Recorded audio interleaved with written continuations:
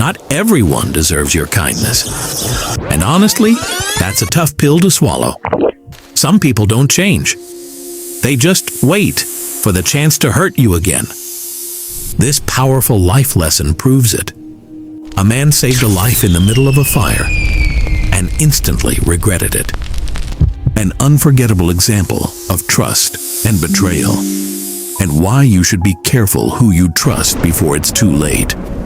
A long time ago, David was walking through a forest in Oregon during a very dry season, a moment of deep self-reflection. The air felt heavy, almost too quiet, like the forest itself was holding its breath. The sun was hot, and the ground was covered in dry, crackling brown leaves. Suddenly, he saw smoke rising from a small valley. At first, he thought maybe it was nothing. But something in his gut told him to move. He hurried closer and saw that a ring of fire had surrounded a single, ancient tree. The flames flickered and snapped, slowly tightening their grip. High up on a branch of that tree, trapped by the rising smoke, sat a large and colorful snake. The snake looked down at David with wide, pleading eyes. Not angry, not threatening, just scared. David felt a deep pity in his heart. He knew the snake was in danger, but he also knew that snakes could be very dangerous to humans, a clear sign of red flags that many ignore in real life. It did not hiss in a scary way, but instead made a soft, almost human-like sound. Please, traveler, the heat is growing and I have nowhere to go. If you do not help me, I will lose my home and my life. Please lift me down to the green grass. I have been on this branch for a long time, watching travelers pass by. Some threw stones at me, reacting with fear. But you stopped. You looked at me not as a monster, but as a living soul. That alone tells me you are different from others. David stood at a distance, heart pulling him one way, mind pulling him another. I have a kind heart, but I am not foolish, he replied. If I reach for you, you might use your strength to hurt me. That is what your kind does. The snake shook its head slowly, almost disappointed. How could I ever hurt the person who gives me a second chance at life? If you save me, I will be your friend forever. I promise. My gratitude will be like a wall of protection around you. The words sounded good. Maybe too good. The snake looked at David and spoke again. The world has been so cruel to me, everyone runs away because of how I look. You are different. You are the only one brave enough to see the truth in me. Please, don't let me pay for the mistakes of other snakes. And that right there, that's where most people get caught. David stood still for a long minute. Time felt slow. He remembered stories his grandfather told him about being careful with forest creatures. Kindness is good, but wisdom keeps you safe. His mind said walk away.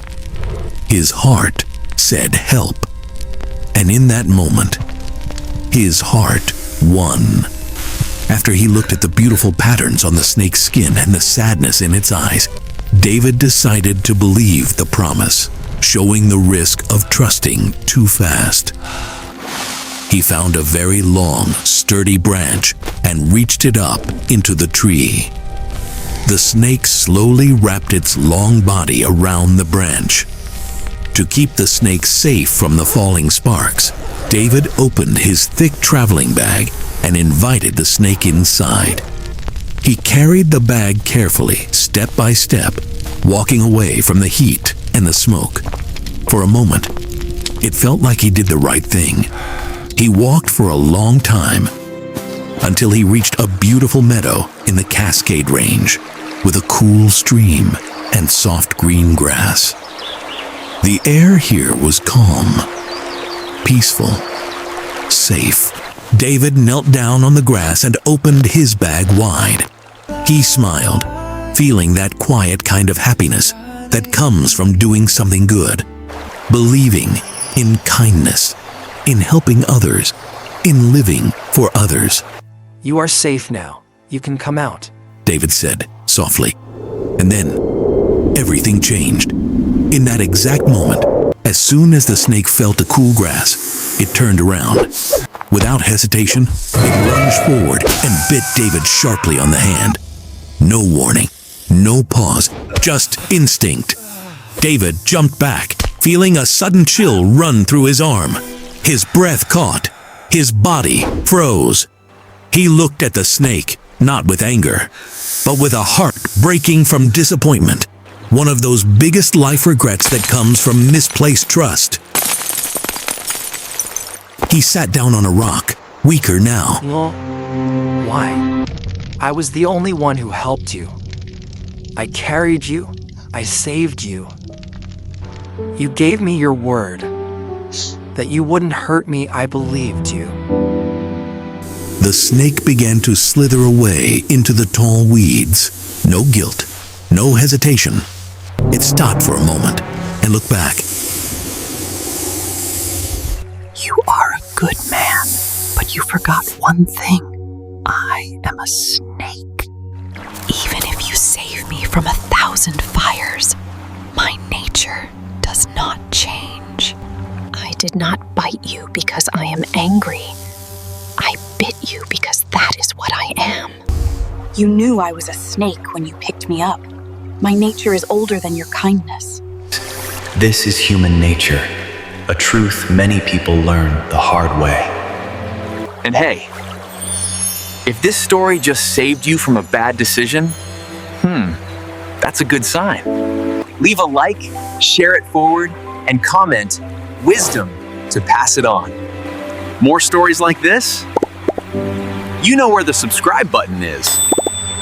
And just like that, it was gone. David watched the snake disappear. And in that silence, something inside him shifted. He understood something deeply. His mistake was not being kind, but expecting his kindness to change someone who never intended to change.